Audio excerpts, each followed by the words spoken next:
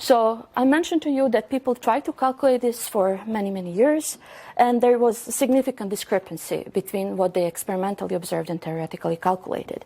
So we will go through the exercise of calculating what is really necessary or what you would predict the shear strength of the material is. So, then we will see how you overcome these issues.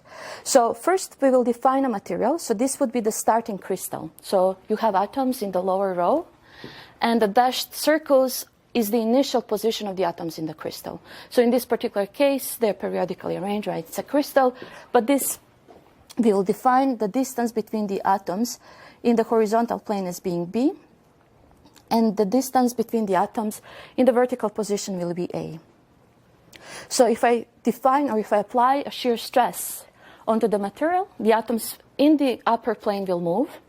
And this distance between the initial and the final position, we will call this as x. So this is the original, and this is displaced. So if we are in the elastic deformation mode, the shear strain will be simply gamma is equal x over a.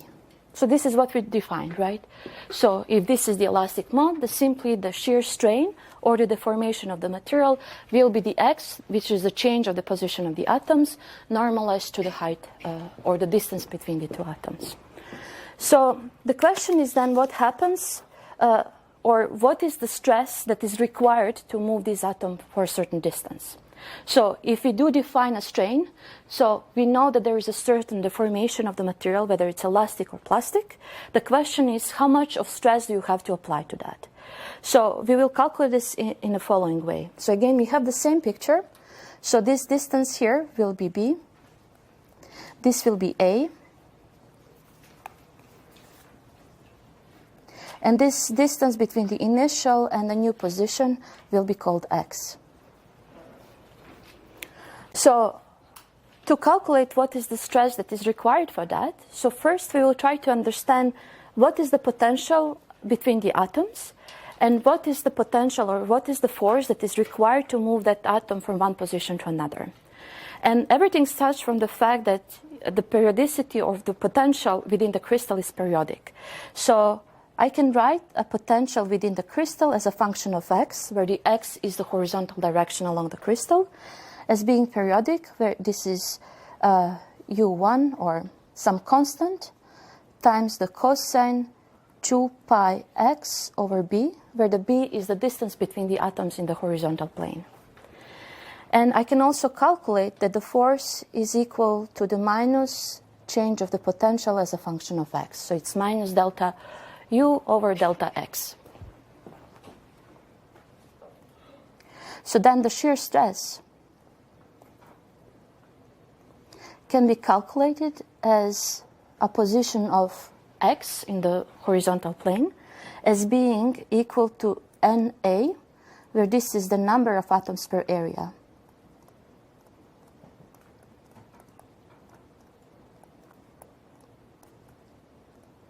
Don't be confused with Avogadro's constant. So this is simply the number of the atoms in a plane, right?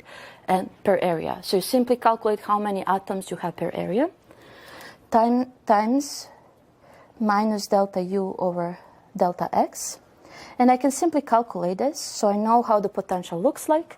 So this is then NA times u1 times 2p over b times sinus 2px over b. And these are constants. So the number of the atoms per surface or the number of atoms per area, the magnitude of the potential between the atoms is a property of the material, but it is a constant. B is a constant. So this is some kind of a constant that depends on the material, and we will label this as K.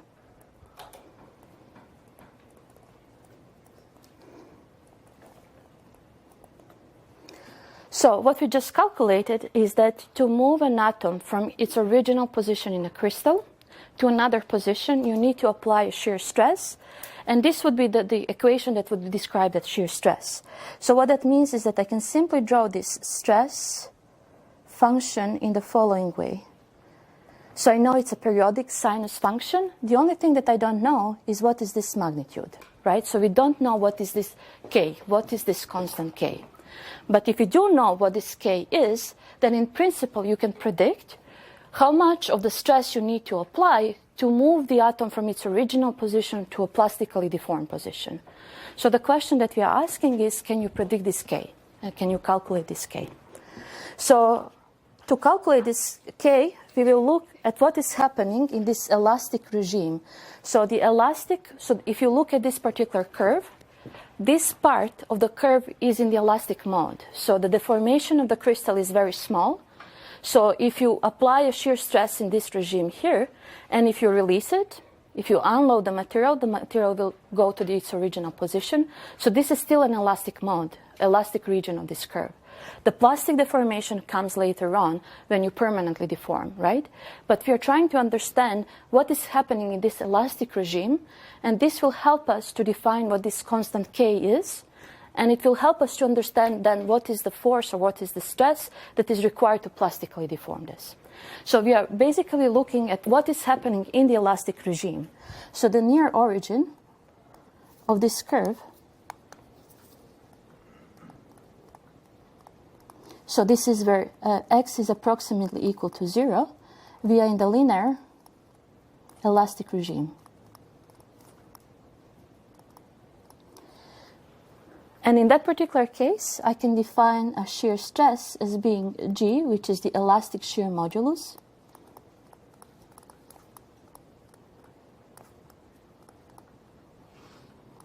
times gamma, where again gamma was x over a.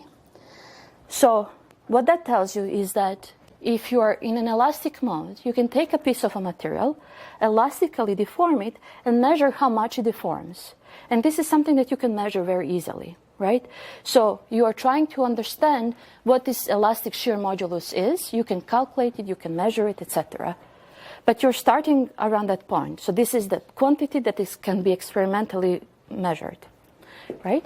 So then I can calculate, so the G, so this elastic shear modulus is the limit of the change of the shear stress over change over strain when the strain goes to 0. So what that simply tells you is that this elastic shear modulus is the slope in this initial stage, right? So, and I can then calculate this. So the delta gamma or d gamma is equal dx over a. So I can simply write this as a times limit of x goes to 0 of d tau dx. And again, we can write this. We know what the tau is, so we can write this as a times k constant that we're trying to determine times 2 pi over b cosine of 2 pi x over b. And we know that we are looking at the limit where x is going to 0. So I can simply write this as 2 pi a k over b.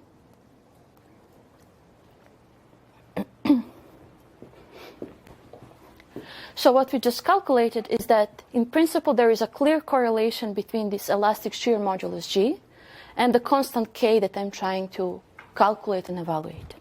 So from this I can conclude that k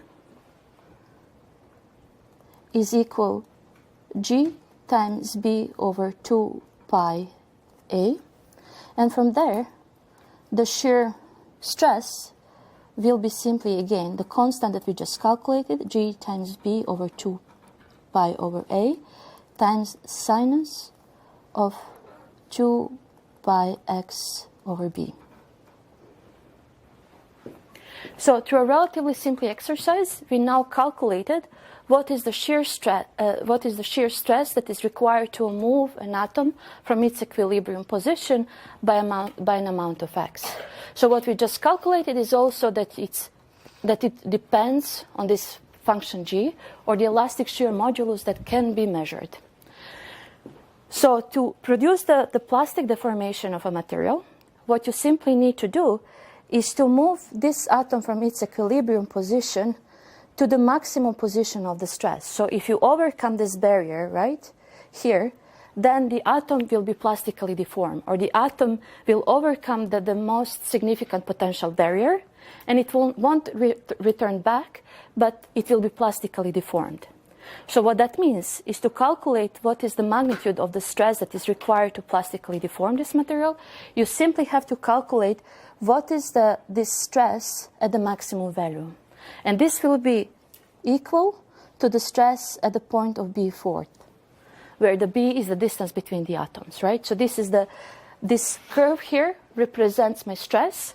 So the maximum stress that the atom has to, or the maximum potential that the atom has to overcome is at B4. So I calculate what is this value. So the T critical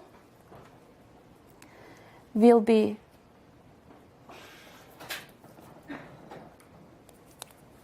shear stress at the position of B4. And when you calculate this, it will be equal to G times B, 2 pi over A, because the magnitude of this sinus is equal to 1. And this is approximately equal to G over 2 pi.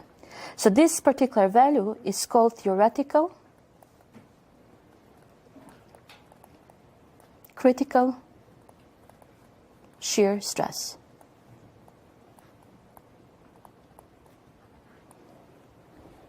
So this is the theoretical property that people, or the property that people calculated should be the theoretical stress that is required to permanently modify a material. And they calculated that it has to be roughly G, where the G is the elastic shear modulus of the material that can be experimentally measured, over 2 pi. So in principle, if you know what is the elastic shear modulus, or how elastically the material deforms, you should be able to predict where it will plastically deform, right? It sounds simple.